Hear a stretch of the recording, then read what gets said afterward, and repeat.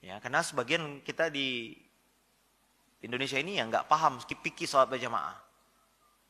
Ya, imamnya dorong-dorongan. Imam harus ditetapkan, nggak boleh dorong-dorongan. Imam ditetapkan oleh pengurus masjid. Kapan qomat? Ketika imam sudah maju. Jangan jamaah yang nyuruh, qomat. Ini ada acara nih, nggak bisa. Imam yang punya hak kapan boleh qomat, kapan tidak qomat. Kalau qomat masih sedikit, kata imam, bentar. Imam yang punya hak. Ya. Kemudian Nabi SAW menyuruh kita di masjid khusyuk. Jangan ada, kata Nabi, jangan ganggu saudaramu dengan bacaan Quran. Sebagian kita, akhi, antara azan qomat, muazzinnya malah baca salawat. Kita mau sholat sunat terus gimana? Jadi saya memahami ada sebagian orang nggak nyaman itu. Karena pelaksanaan sholat berjamaah belum sesuai dengan syariat Islam. Belum lagi kadang-kadang 1 jam sebelum azan, mikrofon udah ngaji, Pak. Ya, jam 4 subuh udah ngaji tuh. Gimana orang mau sholat tahajud di rumah?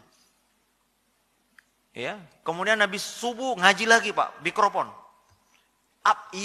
Yang boleh keluar dari masjid apa saja sih, Pak? Kata ulama hanya azan dan qomat. Qomat pun diperselisihkan.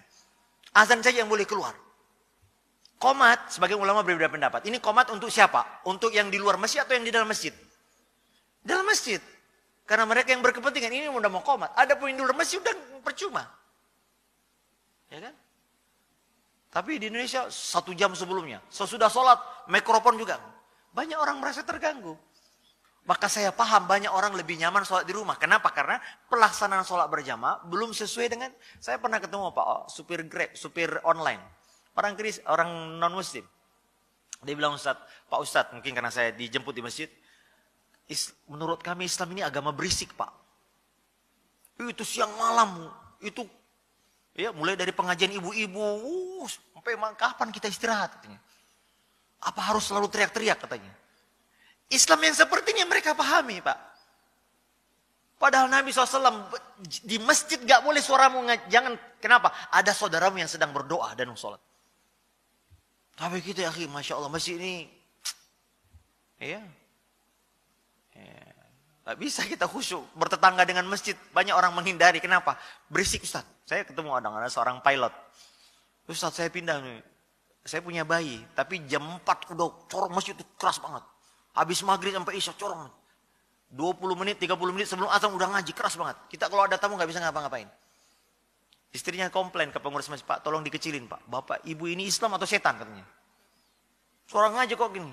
Ya gimana, orang mendengar Quran kan ada saatnya. Tidak setiap orang harus diperdengarkan Quran.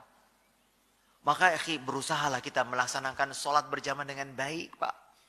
Saya di masjid dekat rumah saya pernah dijemput oleh salah satu supir yang ya belum ngaji gitu. Tapi dia bilang, Ustaz, saya setiap sholat di masjid Ustaz dekat rumah itu kayaknya lebih tenang. Lebih khusyuk. Kenapa? Orang habis sholat, habis azan, tenang. Semuanya sibuk berdoa masing-masing. Gak ada yang ngobrol.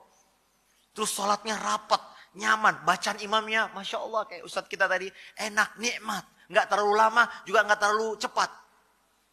Nah yang begini, itu fitrahnya orang awam nih. Orang awam dia, Pak, supir. Nah ini ada orang sholatnya cepat, Pak. Kadang-kadang kita, Pak, sholat berjamaah cepat, tapi zikirnya lama.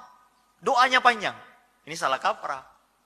Harusnya ketika sholatlah kita sungguh-sungguh berdoa. Adapun selesai sholat ya silakan ya. Ada yang mau mungkin punya hajat, mau pulang.